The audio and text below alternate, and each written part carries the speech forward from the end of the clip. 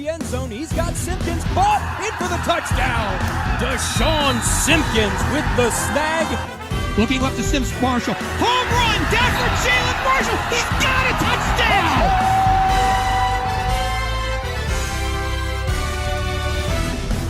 Kevin Zilch, Geoff Kim here with you. Week 11, or more importantly, week number 1 of this second season. And Kev, I have to tell you, as we look ahead to this here, some luminaries that we're looking forward to. Let's start with the visiting team with West Clermont. And if they're going to do anything, it's going to start up front with their center. Absolutely. It's going to start off with Matt Botts, the big guy, 6'3", 315-pound center. And really this whole offense is going to have to kind of meticulous be around him here tonight. They're going to have a tough time with this very potent Lakota West defense. So if they're going to have any success, they're going to have to strengthen this game out and run the football. And the last time that these two teams met, it was Cameron Good on the other side, and he had a big night. Yeah, 3 touchdowns against West Clermont the last time I saw him. Expect him have a big night tonight. He's already got 10 touchdowns on the year. He's just been, overpowering people with the way he runs the football. He gets nice and low, able to find the seams, hit the seams, and play upfield. I'm really expecting him to have a big night here for the Firebirds. We're due for a short time out here. When we return, we'll give you the starting lineups and the opening kickoff here, Week 11 action here on Chatterbox Plus. Time now for our starting lineups powered by Cintas. Over 1 million businesses rely on Cintas, so get Cintas and get ready for the workday. Visiting West Clermont comes in with a record of 2-8, 2-6 in the ECC this year. Their head coach is Nick Ayers in his 5th year, 21-28 in his 9th year overall after a stint at Glen Estee, 42-49. We'll give you their starting offense here. Their starting quarterback is number 12, Nolan Lucas, at 6'3", 225, a senior. He's flanked by the fullback Marcus Johnson, who we expect to see start, though he did have an early exit a week ago. The wingbacks are Adriel Arona and Zach Motes. The wide receivers, Jace Hesketh, and Brandon Holder is the tight end. From tackle to tackle up front, it's Andrew Sandifer, Nick Henning, Matt Botts is the center, Ethan Brown is the right guard, and the right tackle is Matt Anderkin. On the other side, it's a 33 defense for Lakota West. Brian Henderson, Owen Kaufman, and Elijah Davis up front.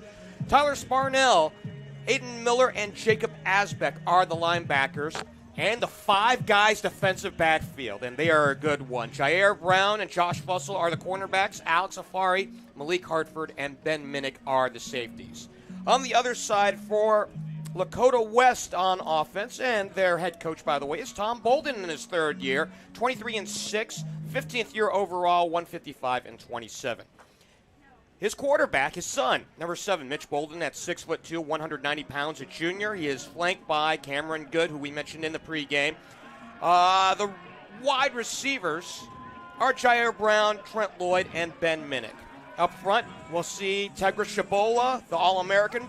Eric Cifuentes is the left guard. Tony Curtis, the center. Caden Fletcher is the right guard. And Lathan McComas is the right tackle. A 42 defense on the other side for the West Clermont Wolves. Logan Toft and Lance West are the ends. David Utley and Carter Lucas are the tackles. The linebackers are Landon Early and Connor Pruitt. And the defensive backfield, Ben Haas, Carter Sleet, Cameron Sleet, Caleb Stepp, and Evan Seabohm. So, Kevin, as we bring you back in, time now to zero in with Zilch. Yeah, today's Week 11, first week of the playoff, keys to the game for Lakota West.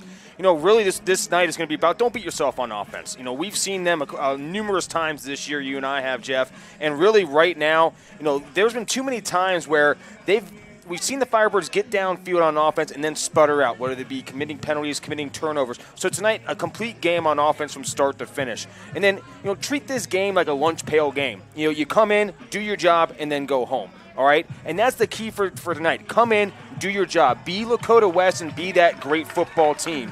And then stay healthy. These games were always very tough to coach in. You're going to beat this team. You're better than this team. You got to stay healthy and play within yourselves. For West Clermont, their keys to the game, leave it out on the field. There is no tomorrow right now. All the trick plays, everything that you've ran throughout the entire year is all on the table right now. It's all in the game plan. You're putting it all out there no matter what. That's the game plan for tonight. And then the biggest thing, if you're going to have any chance, is you got to slow the game down. You got to maintain offensive possession and win that time of possession if you're West Clermont. But, Jeff, right now, that's the only way I see them really trying to gain any traction in this game, unless West somehow falters in a massive way. So as the line goes, so you're saying there is a chance? There's a chance. There is a chance. Yes, there is. Just mere moments away from the start of this one, the referee tonight is John Brown. The umpire is David Tabor. The line judge is Bruce Thompson. Andrew Kepler is the linesman, and the back judge is Corey King. Game time temperature 58 degrees. The winds west-northwest at 5 miles per hour, and humidity at a robust 97%. And Kev, as you're taking a look at things on the radar, well, we understand why. Yeah, I mean, it's just coming in like waves, man. I mean, we're in a little bit of a lull right now, but there's another huge wave coming just north of Dayton right now. So we're in for it tonight. It's going to be wet. It's going to be, about ball control. I think this weather pattern was kind of known throughout the week, so I'm sure that both teams practiced, with wet footballs, practicing their ball handling skills and everything. And tonight, my grandfather used to say in these type of games back in the 70s, you got to be mud thinkers. Well, they don't got mud anymore, so I guess you got to be turf thinkers. But you got to embrace this. Don't use it as a deterrent. You got to embrace this type of weather. And, Jeff, here we go, man. Week number 1 of the playoffs, baby. Can't wait. Again, as we had mentioned, the second season afoot. By the way, when we had seen Lakota West come out, we did see Lathan McComas lead the charge carrying the American flag, an impressive sight, an impressive vintage here in Beckett Ridge tonight. And unlike what we typically have seen throughout the early part of the year, we are obviously overcast. In fact, dusk has finally hit us already. Visibility is really good despite the high humidity here to start things off tonight.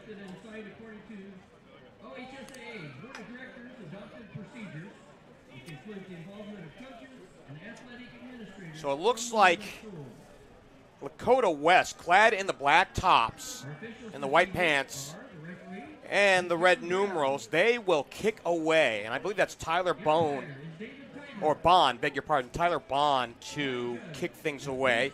And the return men on the other side, Cameron Sleet, who wears number 4, Landon Early, number 22, and Evan Seabaum wearing number 5. So a couple of those young men are the deep backs here, as they will attack the south end zone going from your right to left. West Clermont has won the toss and has elected to receive. Lakota West will defend the south end zone. Definitely a friends and family crowd here tonight. I was just going to make a mention that this is a little weird for these games. And away we go here in Beckett Ridge, taken by one of the upmen at the 22. It's Seabaum up to the 30, to the middle of the field, short of the 35, and a good starting position, 1st and 10, as we start off week 11. Good to see Coach Ayers' offense here right now, and he'll run that, I call it a hybrid wing tee, because you'll see them go into a shotgun formation, but you're going to see a lot of pulling with the guards with this offense, and that can mess with the defense. Your linebackers have to play discipline and have to read those guards in order to attack where the football is. So here we go, Jeff. Riley Barth split out to the near side.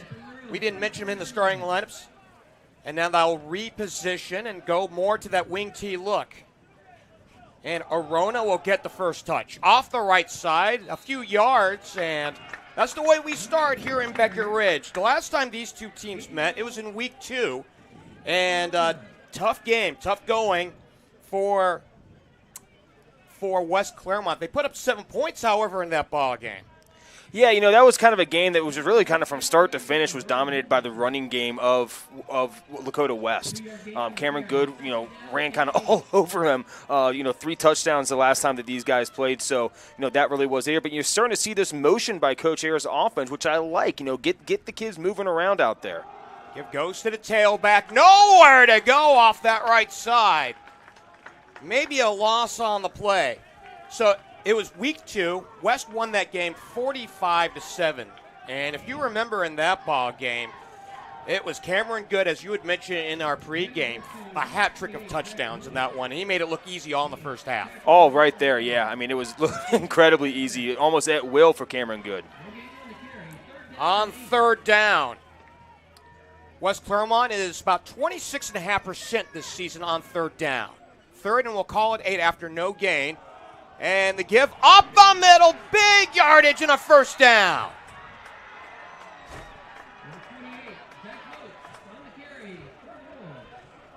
Well, I'll tell you what a play call there by Coach Ayers. Nobody really expected that. A run up the middle on 4th and long. So, a great job, on 3rd and long, great play call. Caught the defense completely off guard. Didn't know where they were going. So now they got a little bit of momentum. They're into Lakota West territory.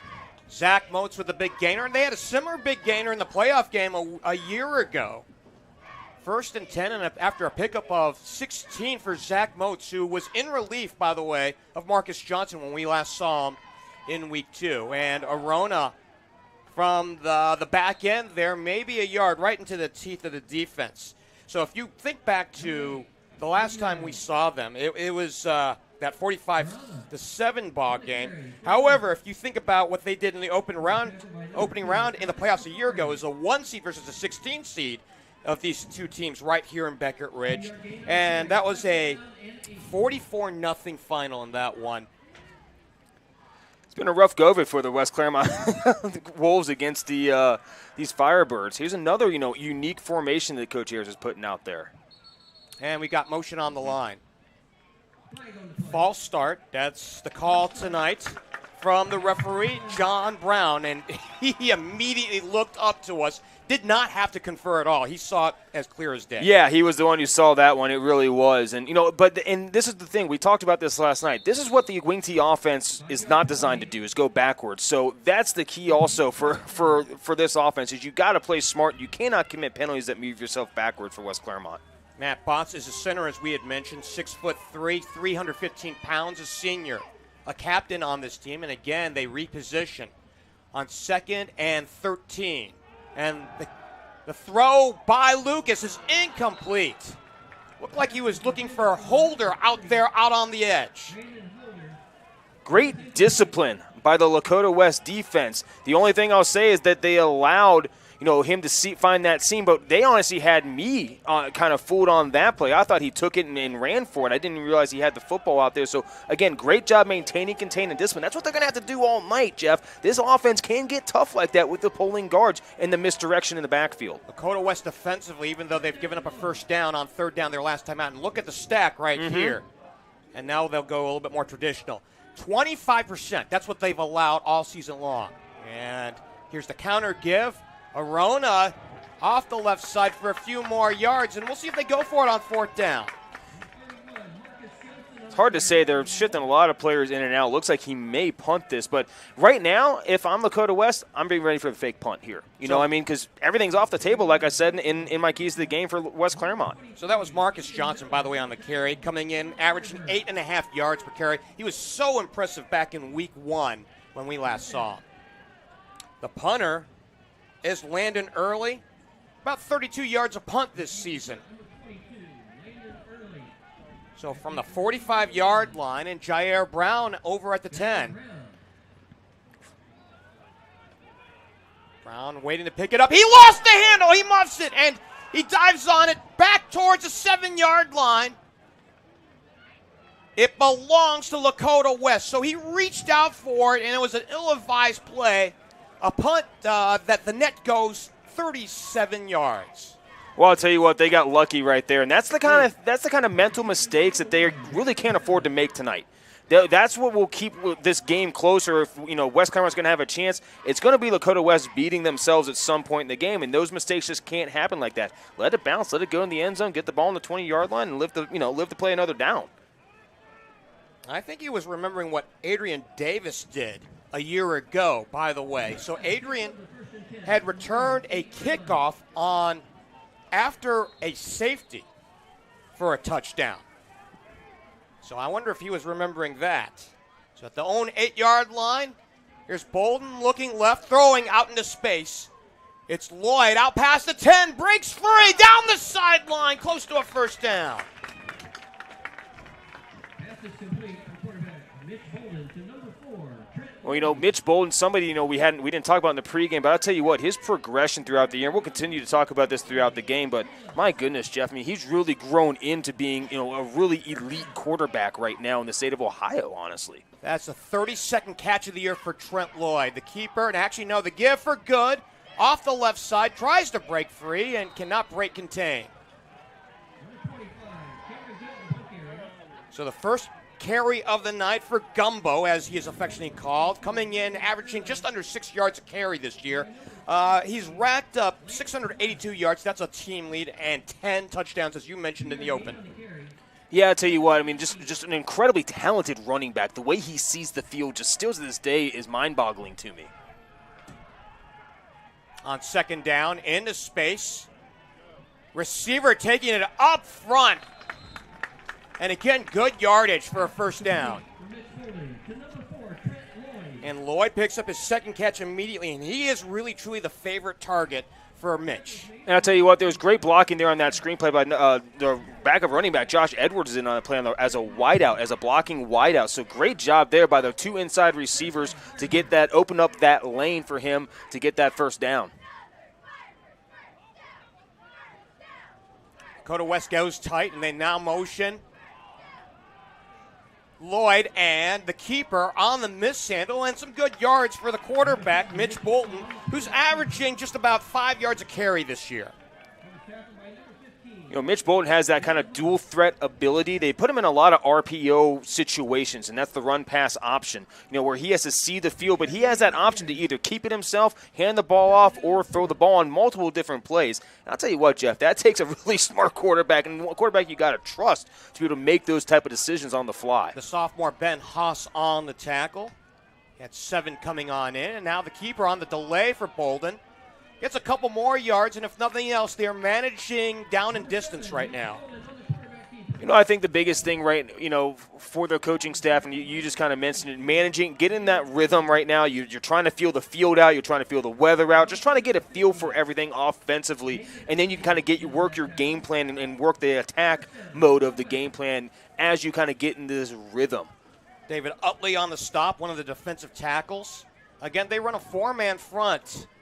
West Clermont does. And now we see something a little bit more with a pistol and a little sidecar to the right.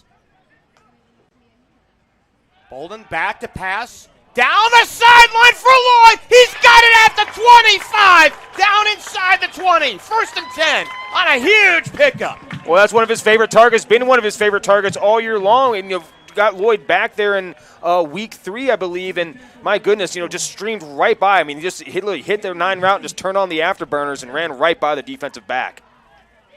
40 yards on the play. Quick. And now Bolton will run. Looking to direct traffic throws. And it is incomplete.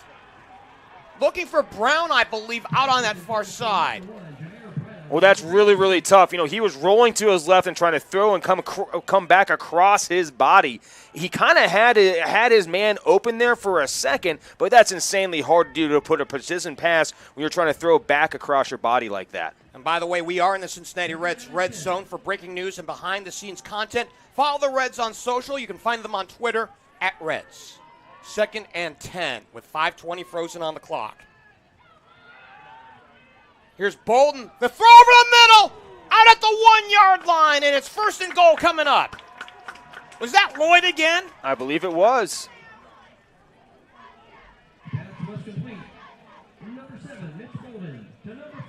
So that's his 4th catch of the night. 1st and goal coming up.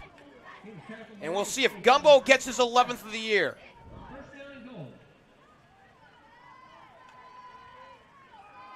Here's the give. It's good to the goal line. Is he in? Ooh. They're going to call him short. Wow.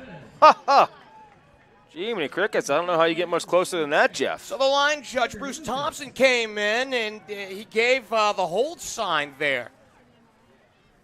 That looks like about, first and a credit card to get to the goal line there, maybe. And we're talking about the narrow way and not the long way. Yeah, exactly. The very narrow way. 2nd down. And the give, it's good again. 6-0, Lakota West. Cameron Good gets his 11th of the year, and Lakota West strikes first. Well, he did. You know what they did is they ran right behind the big guy, Tegris Shabola, on both runs there off the left side. You know, he was able to find a seam, kind of cut it back in for the touchdown. A great, impressive drive for Lakota West again here tonight.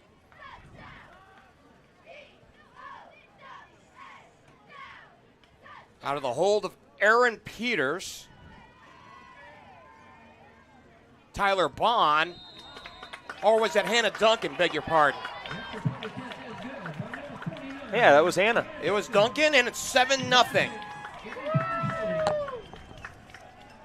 With 4:20 left to go, and a methodical play, by the way, partner, that really did chew up a whole lot of clock, but they really didn't have to. It was accentuated by that 42-yard pass play down the field, one of 4 catches to Lloyd. Yeah, and I'll tell you what, I think they found where their matchup is going to be, and they're going to get Lloyd the ball a lot here tonight. You can already kind of see how they're working him into this game plan. You know, and it's been all year long. That's been his favorite number 1 target.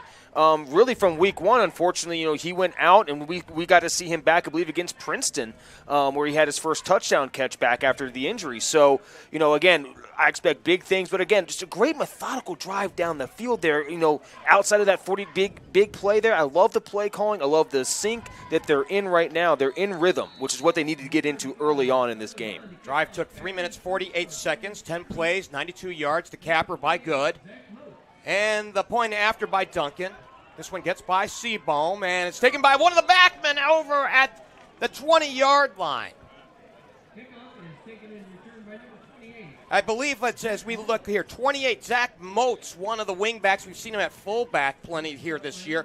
He gets it on the pickup, and it's 1st and 10 at the 21. Well, he's lucky he went down because I think Alex Afari was streaming down there, and he had his target set right on him. So that was a really, really good idea by the upman there just to fall on the football. By the way, speaking of Alex, he had a slobber knocker in Week 10, as we have that for the game of the week between West and East.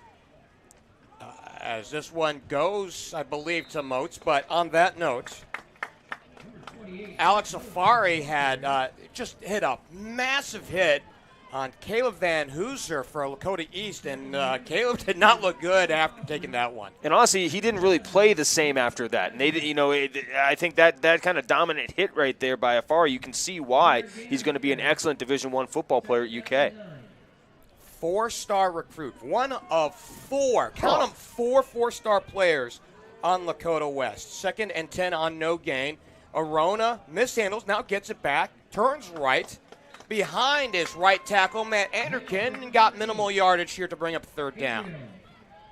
Well, you see this defense flying around. I saw a player in there, Jacob Asbeck, has entered into the game now, and I saw him line up on the right side, the left side. That time he actually lost a little bit of contain, but here's another kid that has come in. He's a sophomore. He's worked his way into this defensive starting field. He's all over the field, man. I mean, he goes from left to right, covers the field very well. Really anxious to see what he can do here tonight against this West Clermont offense. West Clermont is 1 of 2 on 3rd down, and the quick hitter up the middle. And not enough. Can't tell if that was Moats or if that was Johnson, but it's short. So it was Johnson. And Johnson, when we saw him in the Hamilton game, hit a pair of 64-yarders in the first quarter. I mean, he had a 100-yard game before you and I could actually sit down and think. I mean, literally, it was bang, bang, bang. Unbelievable. That was just a quick hitting first quarter. But, that was a game that was really all they had. That was it. Hamilton was able to come back in that game and win. But, yeah, I mean, he had just unbelievable yardage there. And the way he ran the football in that first quarter alone was just lights out. From the 28, it's early again after a opening punt on the last drive. Jair calls fair catch. I don't believe it's Jair. It's it looks like Trent Lloyd. So slick conditions, as he called initially for the fair catch. Even if you muff it, you can't advance it. And that's all she wrote. 1st and 10 coming up with 2:06 to play here in the opening quarter. See what they come up with here on offense, if they're going to continue with that kind of slow, methodical pattern, or if they're going to start opening this thing up a little bit. So they'll place the ball. They're going to spot it just outside the 31-yard line. So that's 41's officially on the net on the punt. If nothing else, young Mr. Earlier is looking good here in the punting game to start things off. Yeah, absolutely. Not exactly what you want to have, the person you want to have as your star player in the first quarter, but nonetheless. Big gainer coming up into space down the line. Cam Good offering up a big pot of gumbo. 1st and 10. I'll tell you what, you're exactly right. I mean, He's called Gumbo because he can do a little bit of everything, and right there just trucked over the defense of West Clermont. 30 yards on the pickup. And they go right to the line and into space. Incomplete. Intended in space, it looked like. Was that Minnick or was that Lloyd? It was Lloyd. Yeah, it was Lloyd. They were trying to go for the quick-hitting screen, which I thought was an unusual play call right after the big gain. Typically, you'd throw something downfield. That's sometimes hard to kind of get everybody reset for a screenplay. So that'll bring up now 2nd and about 15. Oh, so he did actually get the catch. Yeah, he did. He did make the catch. It was not incomplete, so he made it. Just it lost yardage on it.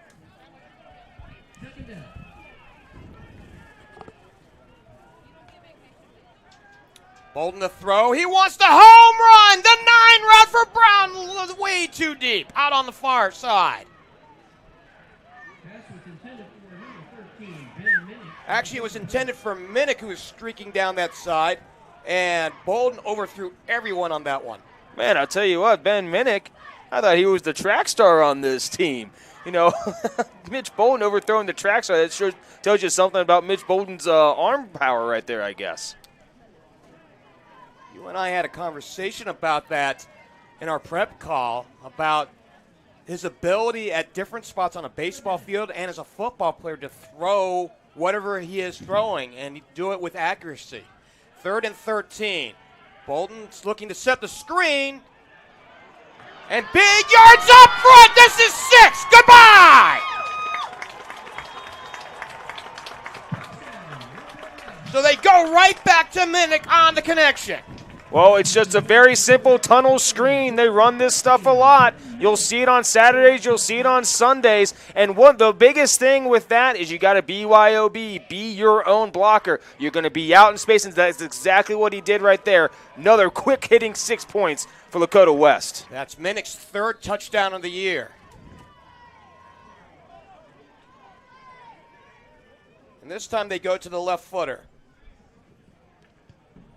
Tyler Bond is good. 14-0 with 53 seconds left to go here in this opening period on a have mercy throw and run from Bolden to Minnick. For Mitch, that is his 15th touchdown of the year, and as we had mentioned, Minnick scores his 3rd on offense this year. He had a big return, I believe 67 yards the last time we saw these two teams back in week 2 on defense. Yeah, you know, Ben Minnick is just one of those big, explosive players. You know, he's got that track ability. He can get downfield and speed down players. But a great play call by Coach Balchamp right there. I mean, it was just a very simple tonal screen, and it was a great job by the wide receivers to get great blocking downfield for him. And again, he had to BYOB and be his own blocker, walked right into the end zone for Lakota West.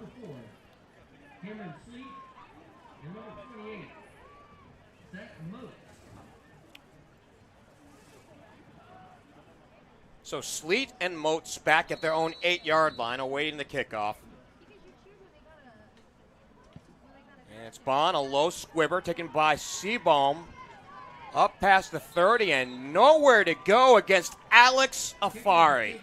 A2, man, I'll tell you what, he has just been all over the field, and it's one of those things when in this 3-3-5 defense, you got to have a player like Alex Afari in there. You know, one of those kids that can come down, he can play linebacker, he can play a safety position, shoot, he can go out and even, be a defensive back, but he can fly all over the field, and that's what that 3-3-5 complements so well as a player like that in that free safety, call it Apache, call it what you will type role. Barth is a single wide receiver to the bottom of your screen.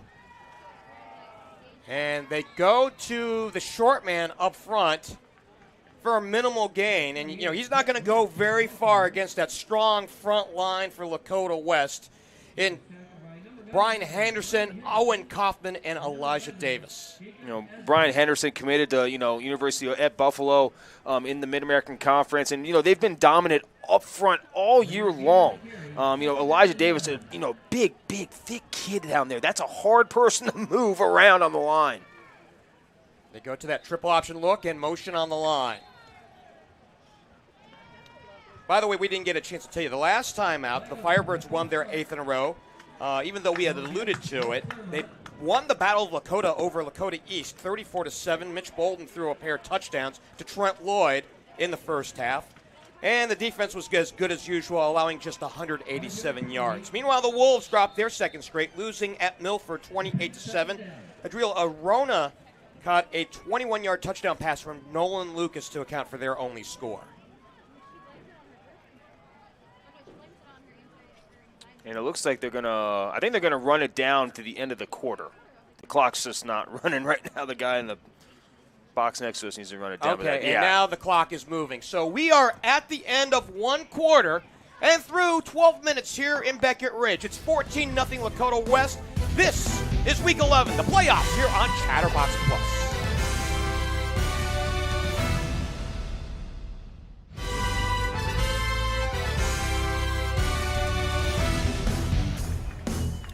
Quarter number 2 set to unfold here in Beckett Ridge, 14-0. Along with Kevin Zilch, I'm Geoff Kim. Thanks for joining us here on Chatterbox Plus.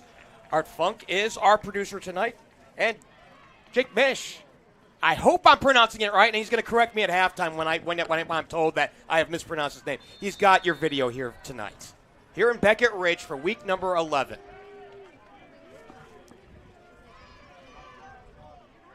And by the way, the challenges of being in a press box on some night, we'll have to tell you a little bit about it, as this one loose on the ground, incomplete. That's what they'll call it. They were quick to call it from the far sideline. So we do have high humidity here tonight, right, partner? Yes, so very much so. 97%. So what that means, and even though you can't see it from your video, thank goodness, is that Kevin and I have fog forming in the window right in front of us tonight.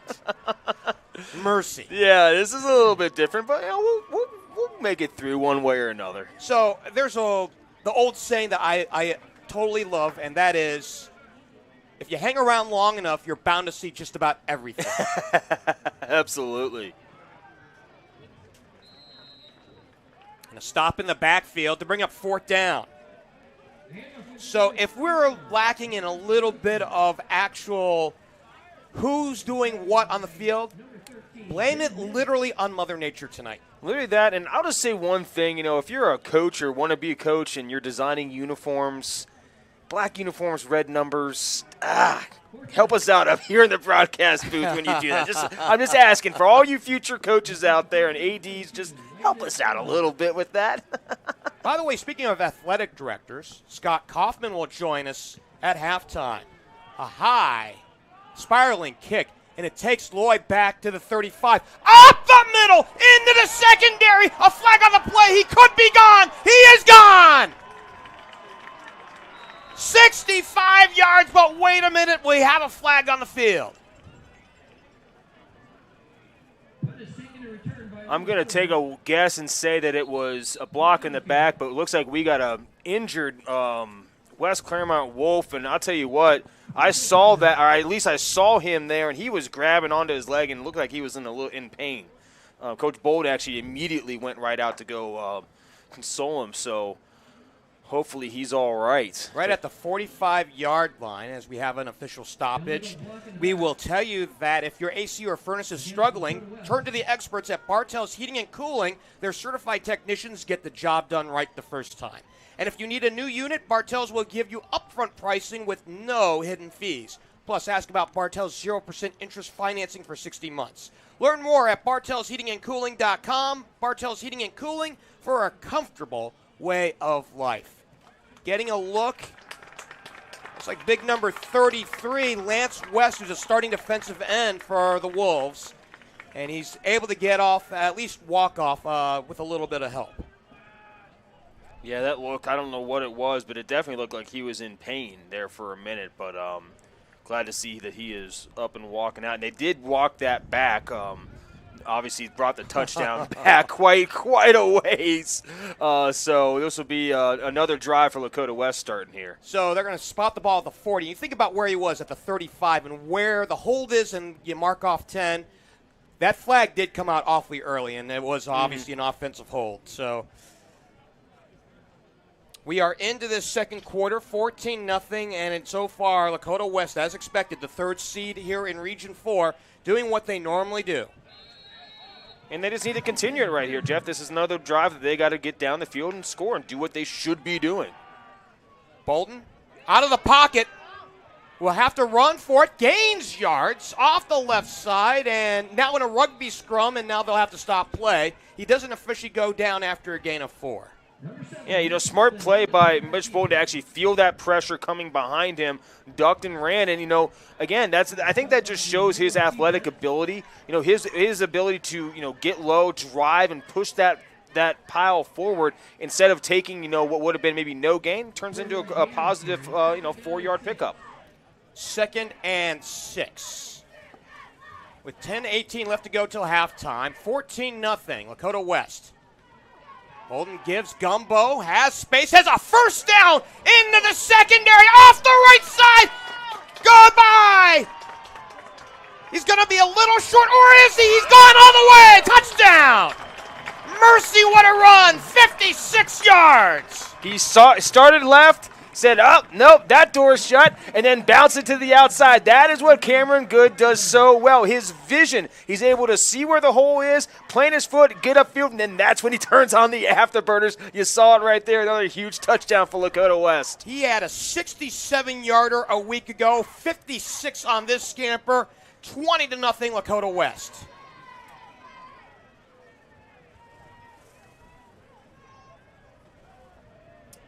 Looks like Hannah Duncan for the point after attempt. Off the high snap, and a good job of placing the ball down on that right side.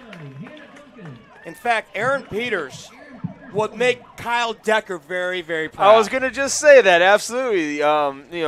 The holding, and this is interesting, they have a right-footed kicker and a left-footed kicker. That is not easy to do holding-wise. That is actually very difficult to do. I'm sure that Kyle can attest to that, being a collegiate holder at Miami University. That's a tough thing to do. But I'm sure that they practice that 25 times a day. At least that's what I would be doing as a special teams coordinator. Rapper on the last drive, 2-play drive, 57 seconds. Cameron Good with the extra burst at the end, 56 yards out. The point after by Duncan is good, 21-0 on that 2-play drive that takes up 60 yards. And that was after the return, the pullback of the punt return that should have been 6 for Trent Lloyd. And is that the 4th touchdown that you and I have seen that's been scored by him that's been taken off the board by a penalty? You know what? I think you're right, Jeff. Yeah, it is number 4. You're 100% correct on that. That's a little, what do they call it, scoregami maybe? This one gets by Cameron Sleet, touchback. 21-0 with 9:59 left to go here in this first half. Coming up at the half, we'll be joined by Lakota West Athletic Director Scott Kaufman. We saw Scott, good spirits here tonight. One of our good friends here, especially as we make the tour around the GMC and across high school football.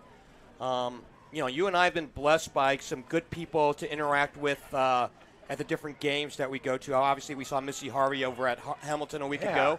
I'll tell you what. I mean, I don't mean to cut you off. I just got to say, I've been around a lot of high school football stadiums in my career. In Hamilton, at the Swarm, that's one of the best high school football facilities in Southwest Ohio. I mean, she's got it going on over there with her athletic department. And Kings has a #1 seed in Region 8, and, of course, Eric Taylor is over there, who really did a great job. He and his staff really hosted us very, very well 2 weeks ago over at the Castle.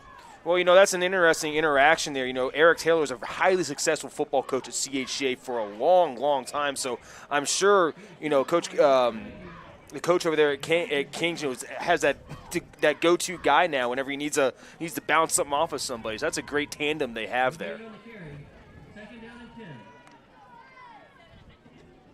So no gain on the initial carry. 2nd and 10 coming up with 9:23 to go till half. Lucas back to pass down the right side, incomplete, in and out of the hands of Verona, and broken up there. Was that Minnick? I believe it was Minnick who broke it up on the near sideline. Minnick and I know Jair was in on that. And, you know, this is what they're going to have to start going to if you're West Clermont. You're going to have to start getting the ball down the field. I mean, that's just basically what has to happen now. And that's not what, but unfortunately, it's not what their offense is designed to do. You know what I mean? It's not designed to do that with any efficiency. So now they're in that mode where they're got some pressure on them right now to try and get a score before half. By the way, not a true real route, but Arona, who plays out of that wing back spot, you know, obviously going out there, flanking to the right and looking for space. And that's how they scored their touchdown a week ago. And up the middle the play goes, and good yardage this time on third down. And again, you mentioned the limitations of a run-oriented offense in the triple option. And do you go for it? They are going for it right here, and I would do the same thing. This would be a good call. On fourth down, West Clermont is 41% on the year, 14 of 34. And I don't know. I don't think so. Ooh, maybe. I don't know. No, they're going to call it West ball. Wow, there it is. Wow, yeah. I was trying to see the referee's line, and we're at a kind of an odd angle right now where we're at, so I was trying to see his line, and it looked like he was over the down marker, but no, right there. Great stop by this potent Lakota West defense, another one. Right up the middle where Owen Kaufman is hanging out these days. He didn't start the season at the nose guard spot, but he has taken over that position here in the last few weeks. First and 10 at the 30-yard line. Flag on the play. Oh, did they actually give it back to West Clermont? They did. So we did see one official point the other way, and then they did actually come up for it. This is what happens when your partners are looking down and looking at other notes here. Right. But it's a beg your pardon. We're going to say beg your pardon and blame it a senior moment on young Mr. Kim or old Mr. Kim if you want it.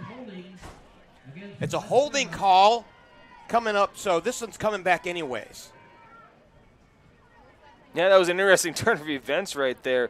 But, you know, right here, and we were talking about before then, you know, how this offense isn't designed for that, to move the ball down the field through the passing game. Right here, again, you know, penalties in a situation where you can't afford to have penalties right now. First and 23 out at the 17-yard line with 8:02 on the clock. 21-0 West.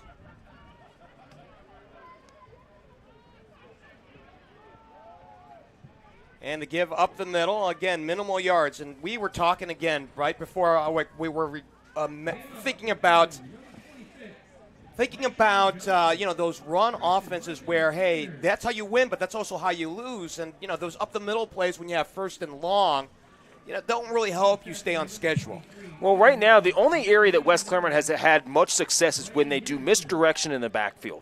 So that's what I would probably focus on, is where I go, look, where am I having success? I'm having success, you know, jump, shifts, trades, moving my backs, pulling my guards. So that's what I'm probably going to incorporate a lot of if I can't move the ball down the field through the passing game. And again, they try to go up the middle again, and really, again, nothing doing. Jacob Asbeck, the first one there.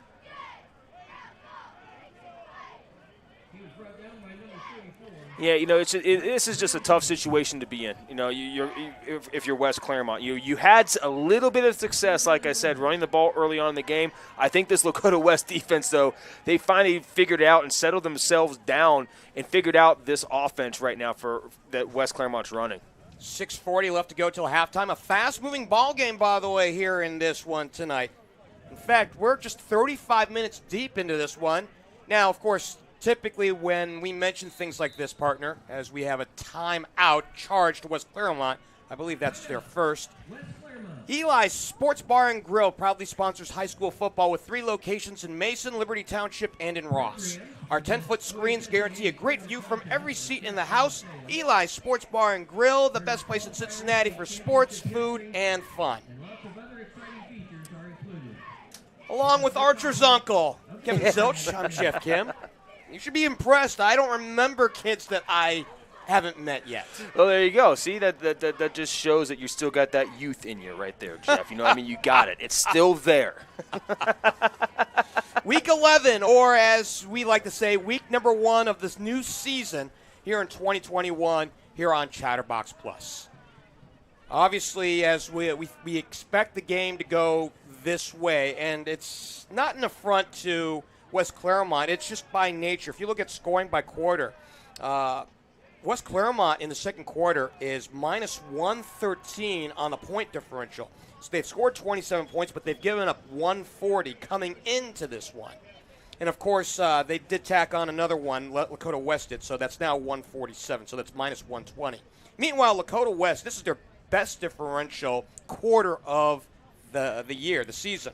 Now at 112 points this year in second quarters against 13 points allowed. That's plus 99. I mean, the points that they've scored, and it just shows that they can get off the hot starts. And any time that they can do that and get 21 points up on the board real quick, like they've done all year long, that's just a way to dominate early on in the game. Lucas wants the home run, and it is picked off. Here we go. This is 6. Goodbye.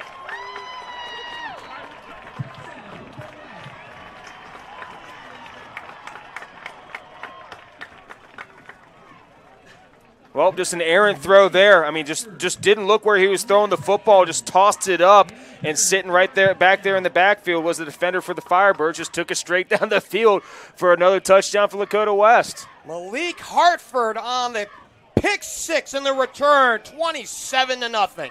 King Leak strikes. Yeah. The big guy. Absolutely. I mean, that was just impressive. Great job by him. Kind of had to play center field there a little bit. Sit back on the football, got the pick, took it to the end zone. Unofficially 60 yards on the return. Point after is good. 28-0. Mercy. Here we go. By the way, we had talked with Malik and with Mitch Bolden over at the Firebirds show on Monday. I got a chance to hang out with the pair of them for about 45 minutes over dinner. Malik's a great young man, 4.3 GPA, getting recruited everywhere, and just got his 4th star. I mean, how impressive is that, especially on the academic side of things? I mean, 4.3 GPA, I mean, that's just so impressive for that kid. And that alone will allow him so many more opportunities for college, to play in college football wherever he really wants to, with that type of grade. So hats off to him. I mean, that's absolutely fantastic. By the way, you got to feel for Nolan Lucas, who has thrown 2 pick sixes in this ballpark this year. Yeah, I know. That's rough. That is rough. But he's also been going up against probably, like you and I talked about, the best defense in the city, probably one of the top 3 in the state. I'll go out on a limb and say it's the best defense in the state. I was looking at some Columbus teams. Upper Arlington might have them, but not by much. It might be even, honestly, between the two. Touchback. Well, and I say this not from a statistical standpoint, and maybe we're prejudiced because we're in the region that, they're right. in the region that we broadcast in. But at the same time, you have not 1, not 2, but 3 4-stars in the defensive backfield. Talent-wise, I can't imagine another team in the state that has that much talent in one area of the field. And I agree. From that standpoint, from where you are, absolutely. I mean, that's just unheard of for any football team to have that many. I mean, you almost have to travel to, I want to feel like Texas, or like we were talking, like an IMG type situation, that – to see that again. So we're seeing something actually pretty special out here tonight when the Firebirds are on defense. By the way, Malik's dad, Jim, does some video shooting from a tape standpoint so the teams can review tape and see how they're doing. So football very much in the Hartford blood. Well, that's awesome because I tell you what, that is one of the most important aspects of any coaching program is your video guy. I had my grandfather tells a story way back in the day. He had the soccer guy doing the video, and the guy filmed it upside down. And that was back when they had the old reels. So what did my grandfather do? Fumbling in his den, took his projector and figured out a way to jimmy rig it and flip it upside down so he could watch his game film. So I can attest. I tell you what, the film guy is highly important to any coaching staff. Lucas will come in under center. And the counter give to the tailback. I believe that's Johnson for a couple. So we mentioned Marcus Johnson. And actually they're going to call it on Moats. So the last time that Zach Moats had played against Lakota West, he had picked up 42 yards on 13 carries. and basically fill in duty because Marcus Johnson was injured in that game. Yeah, and Marcus Johnson, I just keep going back to that week one. And that first quarter he had there just looked so gosh darn impressive. But then, it just didn't have much after that. 3rd and 7. False start. Didn't see that one coming. Must have been incredibly tight on the line. It must have been. And again, this is just the kind of stuff that's just so frustrating. And it's been plaguing West Clermont all year long. Have been their penalties and them shooting themselves in the foot. I remember back in the West game, they had a couple drives they were just completely stall out, getting into 4th and humongous yardage throughout the night. So that's tough because we've been saying it. This offense is not designed for these type of situations. Ball's at the 23, split out to the bottom of your screen is Chase Hesketh. He's the lone wide receiver out there. And they chase after the quarterback, and they drop him all the way back at the 15-yard line. Quarterback sacked by number 2, Alex Afari has been a pest, especially down the stretch of this season. Oh, I'll tell you what, and you just see it right there. His ability to play anywhere on the field, and that's what this 3-3-5 defense allows him to do that. And you just saw it right there. He's able to come down in the box, make a quick play, the way he's able to see the field and use his size and those lanky legs to see and feel where the football is going. It reminds me a lot of, Coach Speck back in the day over at St. Xavier really kind of honed in on this 3-3-5 defense. And, to have that free safety just roam around, I just remember back in the day playing him. That's the way it was. Jair Brown calls for the fair catch out at the 45-yard line. That's a 28-yard punt, nothing on the return, and good field position. And by the way, I know that we were talking there just a moment, but in looking at the double safety on special teams, on one side you had Jair Brown, who's returned a kick for a touchdown this year against Hamilton, if you remember. That was in week, 5, I believe? Yes. And then we just saw Trent Lloyd return one to the house, even though it was called back. So that was a case of pick your poison. Exactly. And I'll tell you what, from a special teams coordinator standpoint, that's always tough to do. Okay, who am I going to kick it to? Maybe I just chop this one up and let the defense play defense. 3:54 left to go. 28-0. It's been all Lakota West. Bolton with time. He steps up. He looks. The home run! And a little too long for Lloyd. Not sure if Mitch Bolden went to the weight room. Looks like we had a penalty there, Jeff. They called holding on Lakota West at the line. Well, just like pitchers, quarterbacks are emotional, and when they get amped up, they throw high and long. Absolutely. No, and that's exactly right. And you can kind of see that here tonight. So that's the second time we've seen him just massively overthrow a fairly open receiver. But he's also, got a couple touchdown throws in him as well. So, he's evening himself out. But, Mitch just got to tone it down a little bit on those long ones, man. 1st and 25. Bolden to throw, looking for the screen. Cam Good off his hands, incomplete. And he had space in front of him. He had a convoy. Oh, wow. I mean, I'll tell you what, he holds on to that football. Actually, gets a little bit better pass from Mitch Bolden. We're talking about 6 points right now because he's walking into that end zone with the freight train he had in front of him. In this playoff game a year ago between these two teams, Mitch was 8 for 9 passing. And that really kind of set him up for the playoffs as far as, just finding rhythm and efficiency. Now, earlier in the season, Mitch was 4 for 8 passing. Only 8 throws, right? But when you don't need to throw, you don't need to throw. And right. That's a philosophy with Bolden. 2nd and 25. Bolden with time. And he launches again. Home run! Goodbye!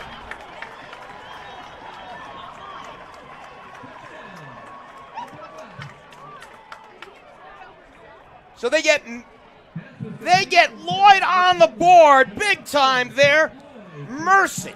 He's been all over the field, man. 60 yards. I'll tell you what, unbelievable. Just Lloyd's been left, right, up, down, just been streaking all over this field. His favorite target, Bolden's favorite target all night long, all season long. Another big, big touchdown for Lakota West.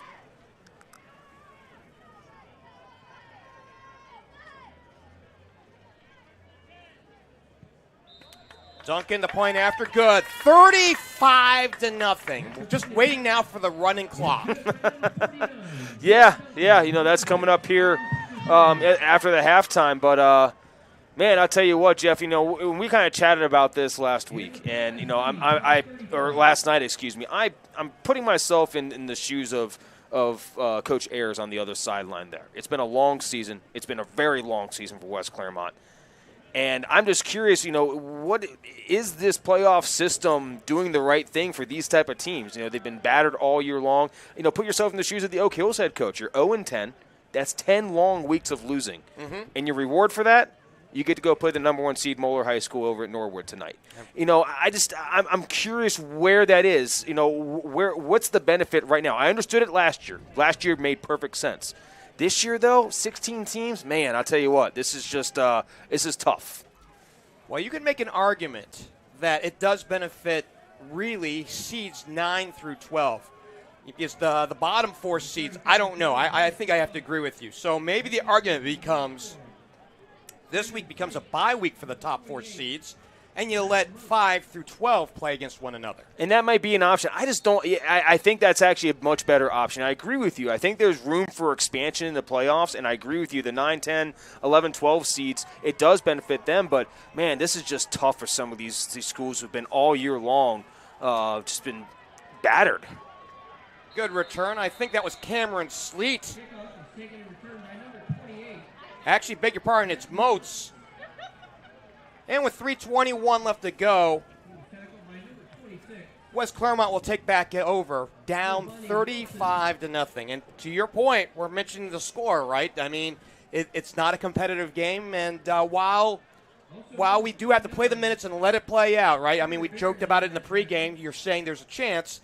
Well, of course there's a chance, but you still have to play the minutes, and when the minutes keep rolling like this and you see the score pile up as it does, that chance is gone. Well, you risk injury right now. You risk somebody going out there and getting a big injury, risking the winter sports and the spring sports seasons for some of these players. There's a lot at stake in this, where it might be better just to go back to the original way. So there's a personal foul on the return or after the return, and it's against West Clermont. So some feelings are hurt, for the lack of a better way to put it, and even politely, right? Because there are some guys on Lakota West that will talk up a game, and like it or not, that does happen in every level. Well, no matter what, when you're on the field, you're competing, right? I mean, you're going to be competitors no matter what the score is. But you got to play within yourself, and you got to play within the scope of the team aspect. And personal fouls like that, you're just hurting the team. Again, the run play up the middle, and honestly, to your point, Kev. If you want to keep with what you're talking about, maybe the thing that you do if you're West Clermont, and it's not to say that they're going to give up, maybe it's dive plays on every play. You know what? Honestly, Jeff, I'm trying to wrap my head around what I would do in this type of situation, and I think you're right. It might just be better to go back to what I had a little bit of success with, and that's those dive plays up the middle, getting those guards pulling, misdirection in the backfield. That's what I would be honing in on right now if I'm Coach Ayers. Again, the little counterplay out behind Botts. And that's 26, who we've not mentioned, my son Sanders, a sophomore who plays linebacker as well. I believe that's his first carry of the night. And Michael Brandkamp, who has come on in. In fact, you and I saw him in the Fairfield game, as that was his first game of the season. He's starting to get some minutes. He registers the tackle. Third down and 7. Well, I think right now, also, for Coach Bolden, Lakota West, you got to start managing your health of your players as well. So you're going to start probably seeing a lot of guys rotate in right now for Lakota West just to keep your guys healthy. You got one of the top teams in the state. You can't afford a big injury right now. Marcus Johnson got the carry, and he's going to find the middle of the defense a little harder to get through than the big blue one in week number 1. Fourth down and 3.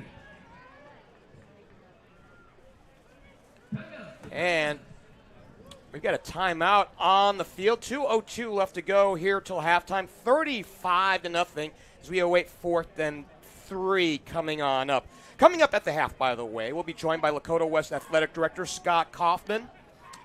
And just happy to see us, and I think he's happy for the playoffs and what's going to happen with Lakota West. And How can you not be? Tom Bolton has been magical, and if you want to think about this, and do you want to count tonight as a win already? By the way, I mean, I'm one of those guys. I don't kind of win until it reads double zeros on the scoreboard and it says fourth quarter. So, but I mean, this is about as guaranteed as you can get. So I asked this question because a year ago, Lakota West was 8-1.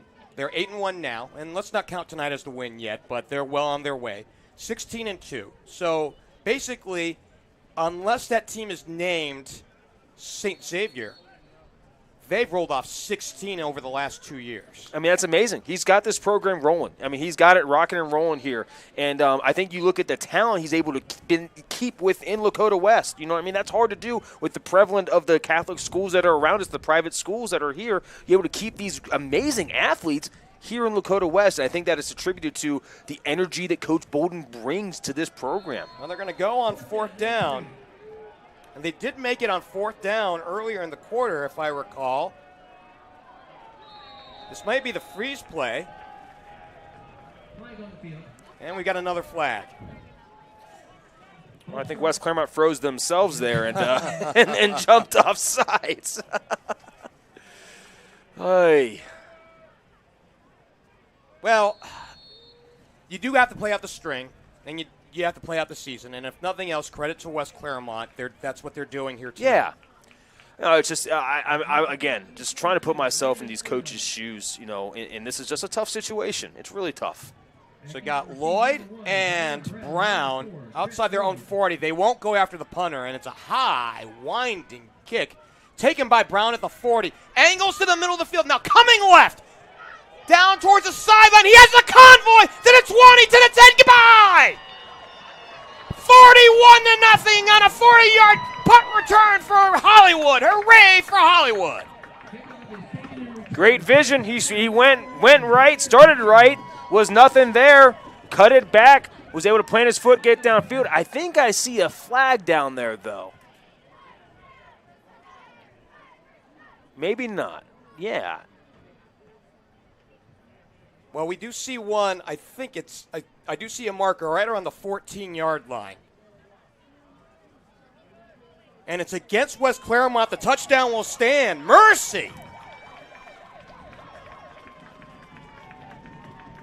You know, just again, one of my keys was start fast for Lakota West, and that's what they did. You know, 41 points in the first half of football, man. Tell you what, Firebirds are on fire right now. In their playoff game a year ago, they had a 37-0 lead at halftime. This one goes one better.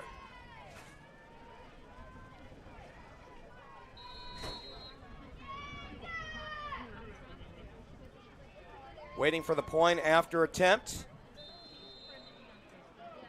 And good. 42-0 on a punt return for Hollywood Brown. Mercy. I mean, the way he's able to run the football, he's been doing it all year long, but when he gets the football in his hands, man, he turns into a different animal. I mean, he just absolutely it's like he turns into something just completely different, and his vision opens up. He sees the field. It's so fluid and natural for him. I mean, Ohio State has got a huge prospect coming into their program next year. He's going to get in there and put some weight on, and I'll tell you what, you're going to hear Jairus Brown up at Ohio Stadium come a couple years now. Coming into this ballgame, averaging 11 yards per punt return. He gets his second score on a punt this year. You know, I know we don't see those in the GMC stats that we take a look at, but there should be something for kick returns because he's up there. Yeah, absolutely. I mean, he's impressive. He's just been impressive all year long at that position. Awaiting the punt return, Sleet, and I think Moats are out there. I think they're just jawing at one another saying, can you believe this? They're both stationed at their own 3. 1:45 left to go till halftime. 42-0. And I think we've seen the scoring done every which way, every facet that you can imagine. Offense, defense, and on special teams. You're right. Absolutely. Yeah, we had the pick six. We had the obviously the touchdowns by Lloyd, and then, yeah, that kick return there by Jair Brown. And by the way, the penalty at the end of the play, right? That was an unsportsmanlike conduct, 15 yards. And it's a little pooch kick. Taken at the 10. It's Moats back up the middle, trying to string out a run, trying to look for some room, and did a good job getting a few yards on the play. Smart design there by the kicking team and by the special teams coordinator. And what you do there is you saw that he angled the kick literally to the corner, all right, to the left corner of the field. What you do there is on these short fields, you're going to force him to go all the way back across the field, and that's literally what they did there. And he's going to run into a wall of defenders. Really, really smart kickoff design by this special teams coordinator for Lakota West. They'll spot the ball at the 21-yard line with a minute and a half left to go. Out of the gun is Lucas. Looking for the screen. Over the middle. And his man moving up the field just a little bit. That's 30, and Brandon Holder, the tight end, on a little middle screen. Number 30, Brandon Holder. He was brought down by number 8, Isaiah Jones. 3-yard gain on the pass. Isaiah Jones, who had started the year at linebacker, one of the linebacker spots, got the stop. 2nd and 10 on no gain, and they go trips to the near side. So a little trickeration here from what they normally do, and hey, why not, right? You know, it's like it's the end of the season. You might as well just do what you got to do. Deep drop with time for Lucas, and it's picked off.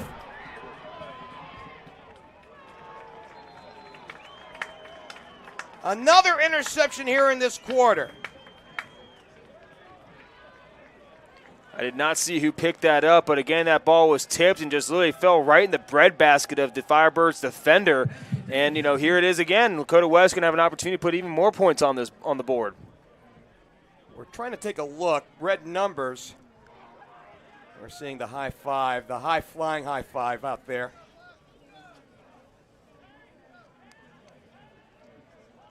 Pass intercepted by number 23, Aiden Miller. So Aiden Miller gets another interception, his second straight interception. He had one last week against Lakota East. Well, we've talked about Aiden Miller in the past couple games we've done. I mean, you talk about a kid that can just fly around. Bolden just talks about him like he's one of these, Brian Bosworth type players. He's just left, right, all over the place. Just a fantastic defender for the Firebirds. So at the 18-yard line, Bolden the throw, out to the far side, incomplete. I guess you can't be perfect all the time, right? No, but I will say, and I cannot see with the number, but he had a receiver wide open in the corner of the end zone. Intended for Dwayne Richardson, who had started the year, by the way. Well, actually, he started week 2, and I think for a few more weeks after that, after Trent Lloyd had gone down.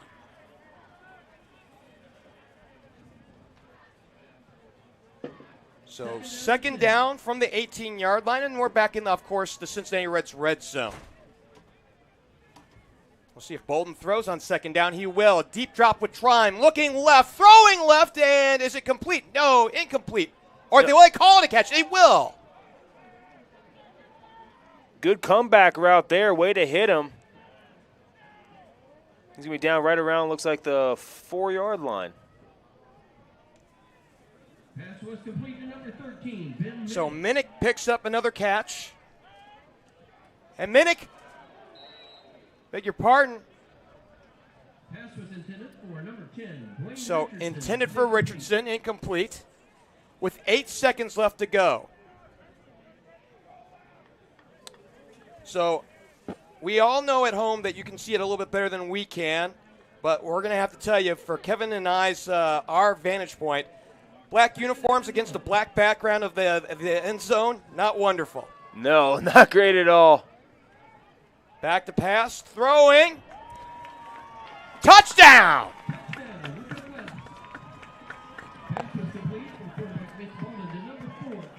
So Lloyd gets another one, and he's making up for lost time. That's his second of the night.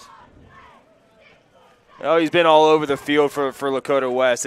No matter what West Clermont puts at him, they just can't figure out a way. They left him literally wide open right there, and I think it was him that was wide open on that play that I was mentioning beforehand. But another just great series of plays for Lakota West. That's really all you can say about it at this point. The point after is good. 49-0. Have mercy. Wow. I'm trying to think. I don't know if I've ever been a part of a game that has scored that many points in a first half. Loveland, we would put up some points, but I'm not sure if we ever had 49 in one half of football. That's just incredibly impressive, and it's just hard to say what do you do if you're West Clermont, and there's really not a whole heck of a lot you can do at this point. Your number one goal right now is you don't want to get somebody hurt. That's your number one goal as a coach if you're a coach Ayers. You just don't want to get somebody hurt. But other than that, there's just really not a lot you can do. Holden has thrown 3 touchdowns tonight. 2 have gone to Trent Lloyd, as he have picked up now 4 touchdowns, by the way. 4 touchdowns in 2 weeks. He had a pair a week ago early in the first half, and that set the tone against East and then allowed them to run away with it. In fact, his second came at the end of the first half. As we have the lights coming on in there in the press box. That should tell you something here. As we're awaiting a final kick and maybe perhaps a little jaunt into the locker room after that. It's a low little scrubber. And they'll play a little keep away. Oh, and this one is out, but retrieved, saved, and now a stop, and we're finally at the end of the half. That's a big old have mercy. Oh, wow. 49-0 at the half. I don't want to say I'm speechless, but I'm struggling for words right now, partner. I am too. I mean, it's just I guess you expected this, right? I did not expect 49 points. I think you and I were talking about what would be the over-under, and I think you put it at 42 maybe, something like that. But, right now, I mean, that's just I tell you what, just incredibly impressive by Lakota West. We're due for a timeout. On the other side, when we come back, we'll talk with Lakota West Athletic Director Scott Kaufman, and this is when we return here on Chatterbox Plus.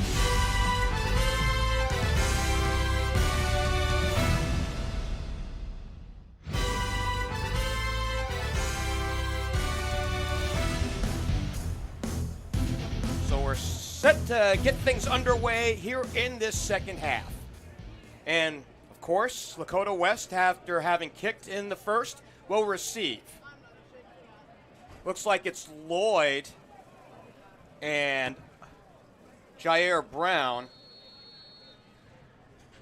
So you mean pick your poison back there, basically? Considering they both have touchdowns here tonight. Absolutely. And away we go here in the second half. Return man up the middle, slashing through and right into a scrum. Out at the 20-yard line. Well, I'm sorry, I'm a little bit blind on this one. The 30-yard line, beg your pardon. And it was Richardson on the return. Yeah, our vision capabilities have not improved necessarily here going into the second half. That is the God-honest truth. Oh, man. So we do have a running clock officially as it continues to move along. 11:20 and counting here in this third period. 49-0. If the point differential should fall between 30, normal clock operations will resume. But given the stuff, and the first one in there was big David Utley, the defensive lineman, on the loss. Yeah, they're going to have to get a better push up front if they want that play to work, and I'm having the same problem you are trying to see out this gosh darn window right now. But that's what they're going to have to do on those type of plays. And, then you can tell they're rotating in, their second string players right now, trying to get them some good playoff experience here at home. But, you gotta play consistent. You still got to play the fundamentals. Everybody's got to do their job here still. And the give to the running back into space for good yardage on second down. That's Gonzalez. So it is Gonzalez, who is a starting fullback on this team, gets his first carry of the night.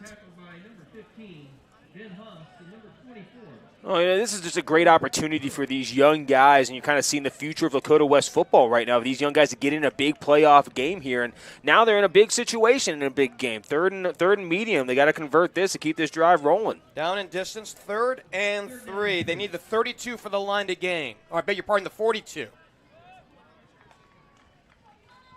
And before we can get the pass, we got to stop. And it's against the home team. False start. Clock continues to roll. And again, that is the beauty here of a running clock. Now, Jeff, you might know this better than I do, but they added a running clock into basketball. Isn't that right this year? They did. They added it for the regular season. That had been a staple for the tournament, and now they've added that for the regular season. I believe it's once you get up to a 30-point lead. Okay. I believe, if I understand correctly, you get a running clock in the second half unless the margin goes under.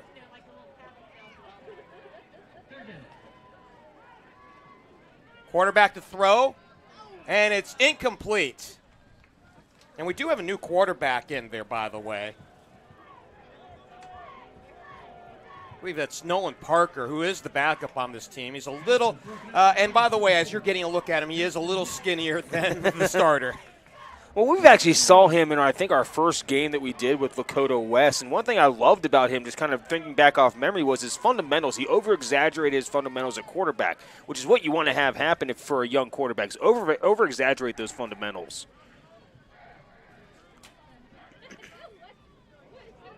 Oh, and this one gets away from the punter. He's going to have to dive on it.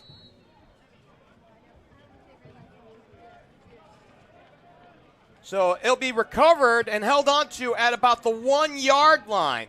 So this is going to be a very hard thing for Lakota West to do if they want to pitch the shutout. 1st and goal coming up. Yeah, this is where, and I kind of alluded to it right as we came out of halftime. This is what is difficult about these type of games for Coach Bolden. You got to try and manage these games. You got to try and keep your team and everybody just 100% focused on what they got to do, and that's hard. That's very difficult. In these type of games. I know that he was not upset about he was upset about that. I mean, I can see him on the sideline right now. He's frustrated with that play right there. It's Lucas who'll dive for the goal line. He's in. Touchdown.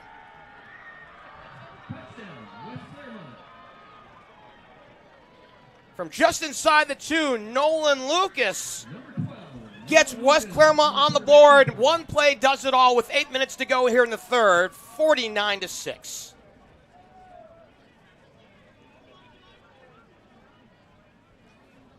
One thing I will say that, I think that needs to be a little bit more better when I'm just looking at the Lakota West sideline. Some of these, upperclassmen need to get around these younger guys and get down there and start coaching these kids up because, this is the future. This is their legacy mark, and this might be the last time this season that these guys get in these type of games. So, the seniors got to take advantage and, kind of coach their legacy right now on the field for Lakota West. Manuel Berry out of the hold of Landon Early.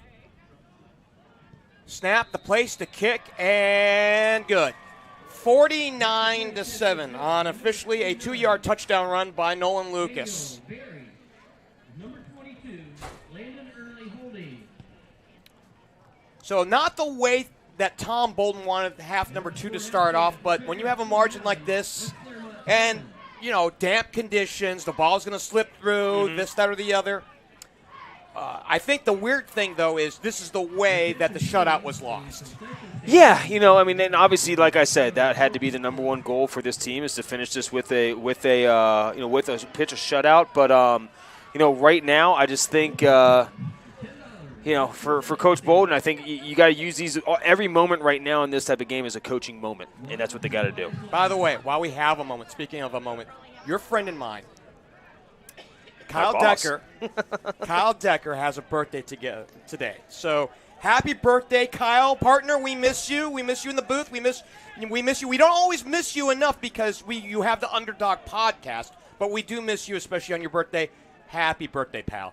Absolutely. I mean, Kyle Decker, great guy, great boss, great guy to work for, great company he runs, and now more involved in the Chatterbox Sports, been a great asset for us here all year long. Happy birthday, man.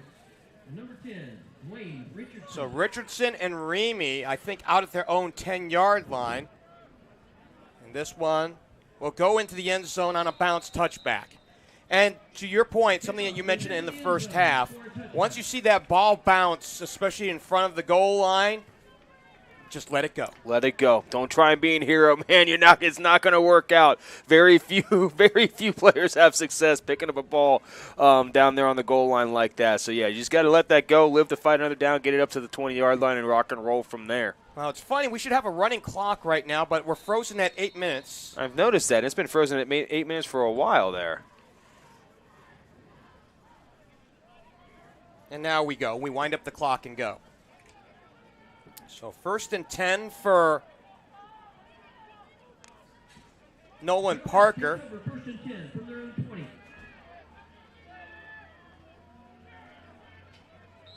Run goes into the line. There are things, by the way, it bears mentioning. You and I just looked up as the lights in the press box just went off, and it's something that you don't think about because when you're watching this at home, you're not caring about what you and what Kevin and I do here. But when the lights go off and we have a little less glare, we can actually start seeing some numbers. And I'm going to tell you again, I know it sounds like a point of complaint, red numerals on black jerseys are not an announcer's friend. Yeah. Like I said earlier, for you future ADs and football coaches, help the announcers out upstairs. Parker passes and he delivers, and this is close to a first down. Good dump off there. Good pass play there. Complete from quarterback. Way to get upfield and get close to that first down. Number 14. So that one went to Brennan Remy, 6 foot tall, 175 pounds, just a sophomore. He was tackled by number 15, Ben Huff. Ben Haas on the stop. He's been everywhere tonight. He's probably been the guy who's been everywhere tonight for West Clermont. 49-7 as we move the clock down below 6.5. 3rd down and 2. So right now I'm seeing 8:35 on our actual physical clock, our real life clock. As the running play comes to the left side, the blow by and a first down.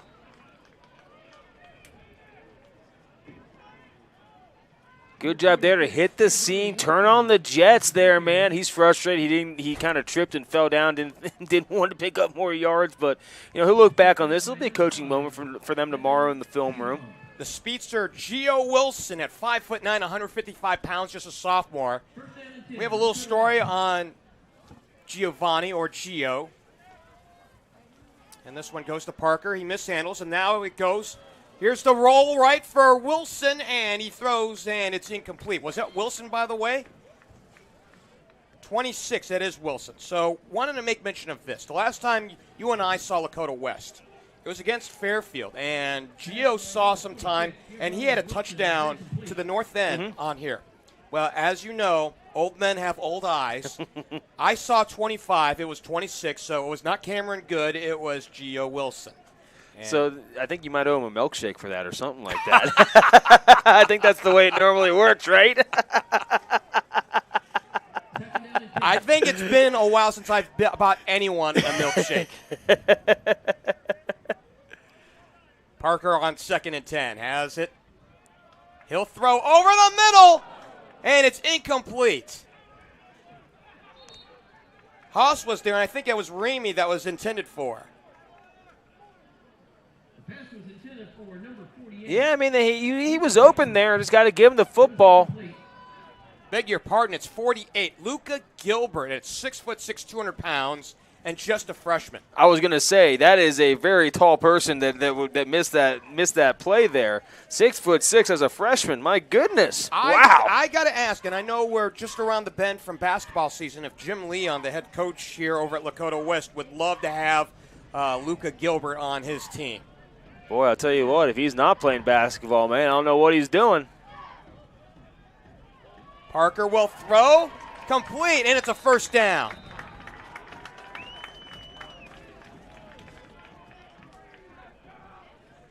Pass was complete And I'll say one thing with Nolan Parker, and what I love about what he's done is just a young quarterback. And I talked about this earlier, and this is something that I always exaggerate, but over-exaggerate your fundamentals. And that's what he does so well at the quarterback position. And then he'll start to even that out as he gets more mature at the quarterback position. But I think Lakota West is in good hands with him at quarterback.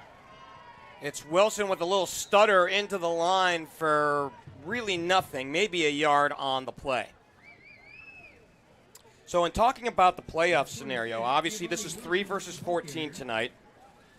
And when you watch Lakota West, hard to believe them as a 3 seed, but yet here we are, the 3 seed against the 14 seed. They will take on the winner of, and help me out on this one as I'm looking here. I believe it's the 6-11 game. It's Milford and Lebanon going on right now. And that was a close game. It was 7-0 Lebanon going into half. Here's Wilson down the line. He breaks away for big yardage. 1st and 10 coming up.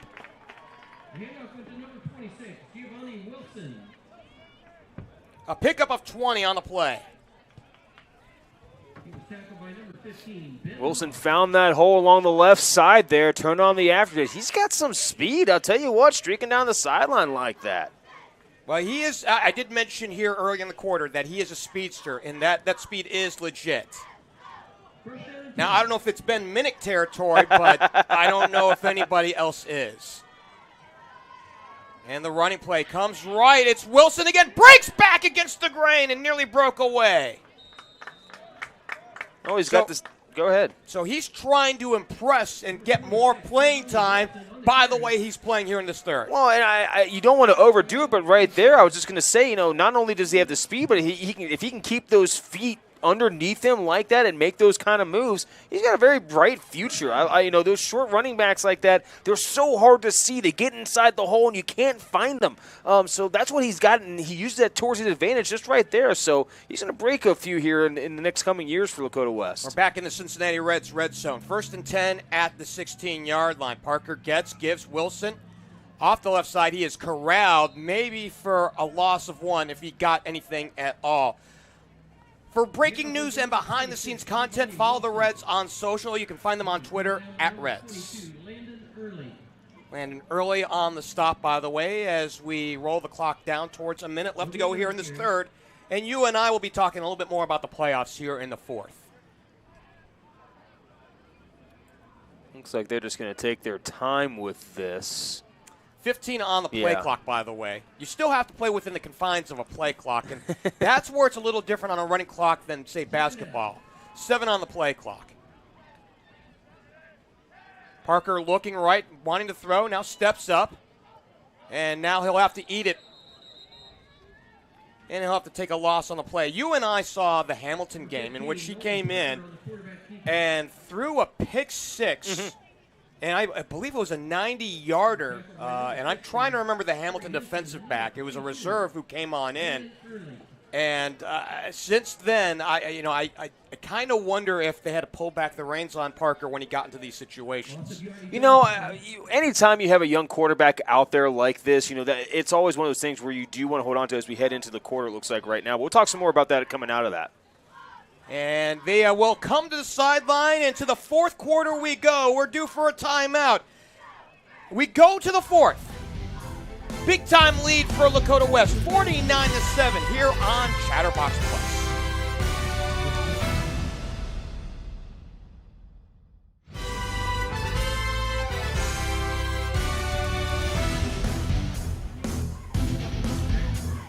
Heading to the fourth quarter, and it's been all Lakota West tonight, 49-7. Along with Uncle Kev, Kevin Zilch, I'm Geoff Kim. Thanks for joining us here on Chatterbox Plus. Our producer tonight is Art Funk. Jake Mace makes sure that you get to see the pictures here tonight. And he's got a better view than both Kev and I have tonight. Yeah, he does. When he's not looking through the ominous fog window that we have here. I feel like I'm on the Edmund Fitzgerald or something. By the way, the wreck of the Edmund Fitzgerald, do you know who sang that? Gordon Lightfoot. Boy, Boy, somebody's been boning up on I trivia got you. night. Yeah, exactly. Count me as surprised. As Dakota West attacks the south end zone and attacking to your left. And they reset. I am truly surprised. Well, Parker's back to pass, looking for the home run. Now rolls from the pocket. Will throw on the move, and it's high, out of bounds. I don't know if he really meant to throw to a target or if he wanted to just get rid of it. In any case, it's 4th down coming up. Well, you know, one thing about that, Jeff, my family, we vacation less than 100 miles from where it sank up in northern Michigan for over 25 years now. So that song has been a mainstay at our lake house. And on 4th and 14 from the 21, they will elect to kick. This will be a 38-yarder for Tyler Bond. Lefty kicker. Good snap. The kick is away, and no good. So Bond misses from 38, and believe it or not, Lakota West remains scoreless here in the second half. Yeah, they've just kind of sputtered out a little bit on offense here. Now, granted, they got, some of their, non-starters are in the game. They got a big lead right now. But we've seen these guys, in games perform. We've seen them score touchdowns, so we know that they can do it. They just kind of gotta find their groove right now. For West Clermont, though, they've played great defense so far against them. That's all you could really want right now. 1st and 10 from the 20. It's the running play to the left side. And a 1st down run on 1st down. Marcus Johnson, your favorite player and mine from West Clermont with a big gainer. So as we talk about the playoffs, we were looking at some scores and possibly some surprises in this one. Yeah, just kind of rolling through. Moeller's up big on Oak Hills, 35-0 right now in the third quarter. Sycamore over Lakota East, 19-0. Whoa, that's actually a huge surprise. I think that is. That's one of those games where we kind of talked about Sycamore as one of those teams that was kind of up and down throughout the year. And Lakota East really, kind of was sluggish there towards the end of their regular season. So, yeah, that's a tough one there. I'm looking, though, St. Xavier 34, Hamilton 7, so they've scored another 2 touchdowns since halftime in that one there. I would imagine before you look at other scores that Steve Speck had some pointed comments at halftime. Yeah, I pointed that one out that they were only up 20-7 on Hamilton. I think it's been raining on that side of town a lot more than it has been here tonight. We got a flag on the play, though. But, the other game that we were talking about was that Elder Coleraine game. They were 20-20 at half, Elder 32, Coleraine 20. Whoa. So they've tacked on a couple quick scores in the third quarter right now, Elder has. Remember the last time that those two teams met, they were actually live on ESPN on Saturday afternoon, live from the pit. I remember sitting in my house in Bowling Green, Ohio, watching that game. So I think right now the biggest upset or game that we weren't expecting was that Sycamore game. Just the fact that they're shutting out Lakota East with that tough, inside veer triple option offense that they run. Well, East has lost 2 in a row. They lost a tough one in week 9, and then last week they got blown out here. And you kind of feel like that there's a bit of a hangover on that. And I'm going to try to put this politely because I don't want anybody to inflect anything on this. But I think it was my estimation that Lakota East played their best football back in September. I think they definitely kind of hit their stride then, and they've definitely, like I kind of said, have just been kind of up and down a little bit more. They haven't been as fluid as they were early on. But the game, that Lakota West is most interested in right now is a barn burner. It's 7-7 between Lebanon and Milford. And here goes Johnson down the sideline inside the 30, out to the 25-yard line. A big run for Marcus. Well, he's been doing that all year long right there and finally popped one off here tonight. We knew that was coming. We knew at some point in time he was going to do it, and right there he has it.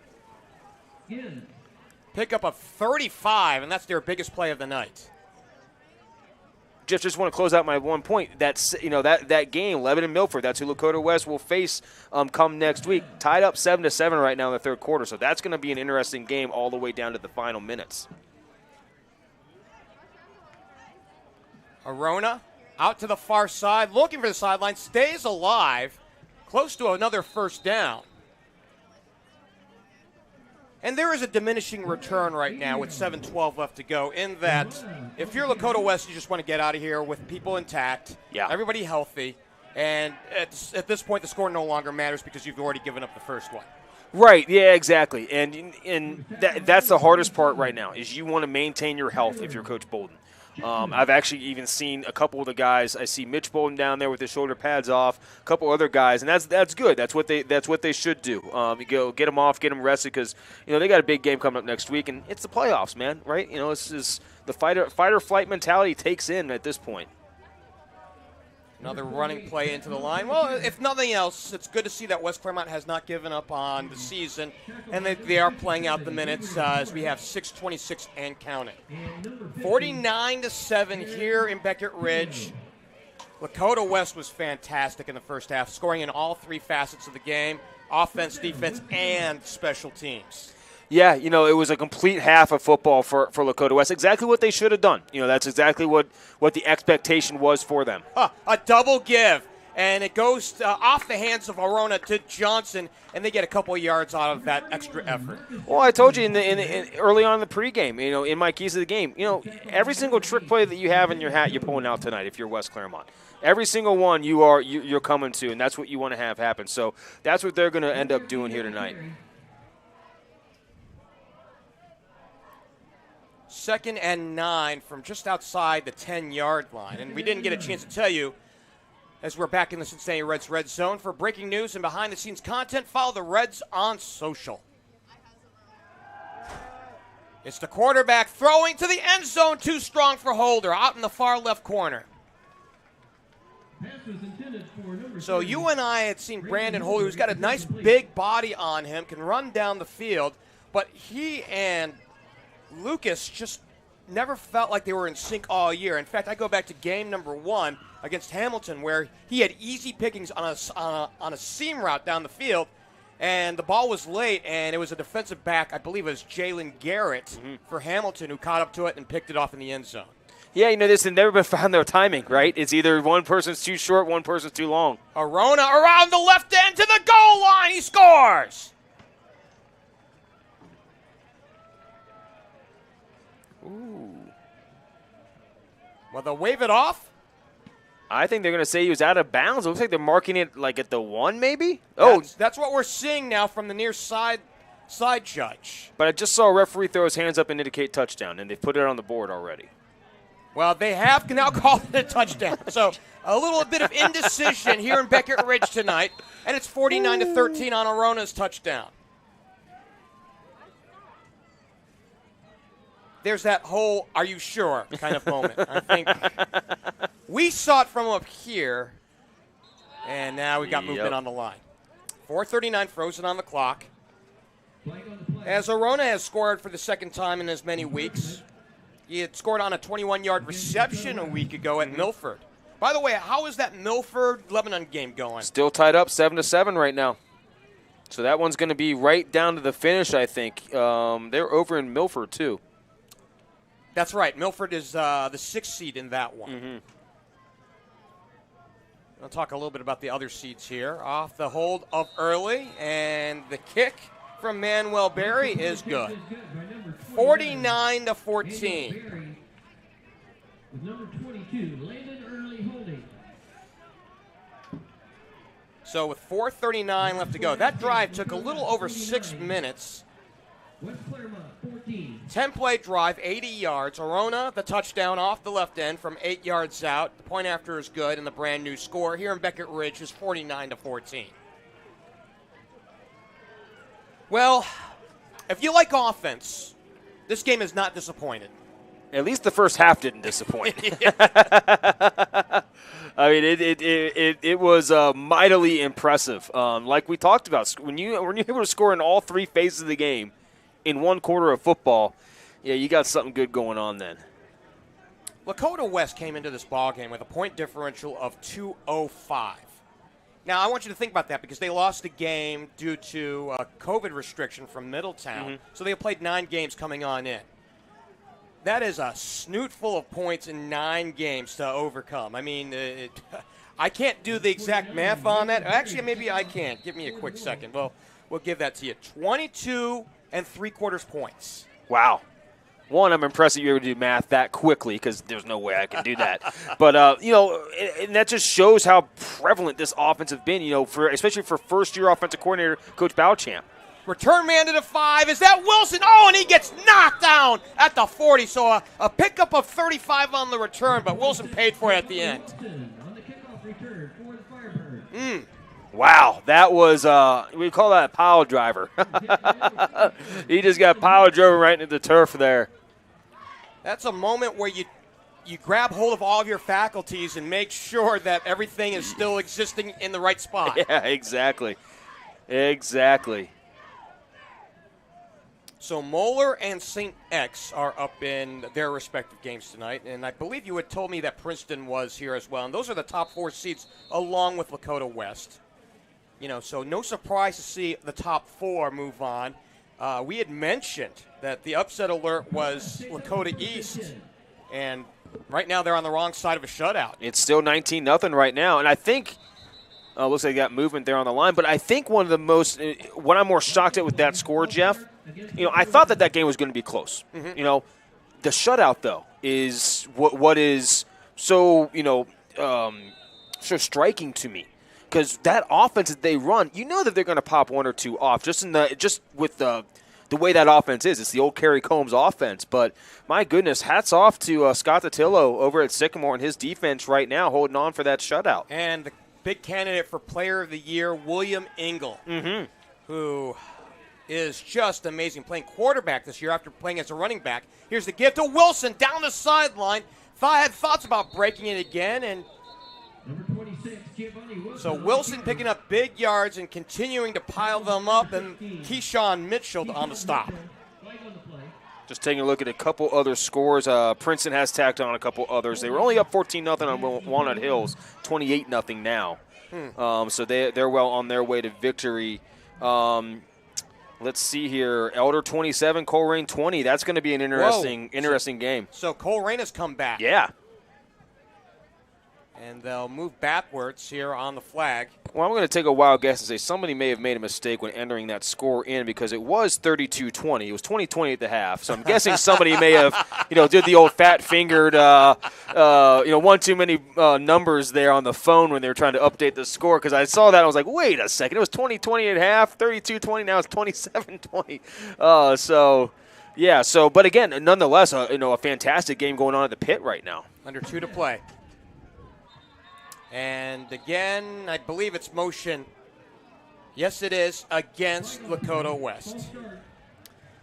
So this is why sometimes your second-team players are your second-team players. And this is teaching moments right now for them. They're going to get game film on this. They're going to watch themselves tomorrow morning, come in and sit down with the varsity players and coaches, and they're going to get some good education right now. This is the future of the Lakota West program right here that you're seeing. So they're a little bit shaky, as they should be, right? To your point, that's why they're JV players. But nonetheless, that's what they're here to do, and they'll get some good coaching up tomorrow.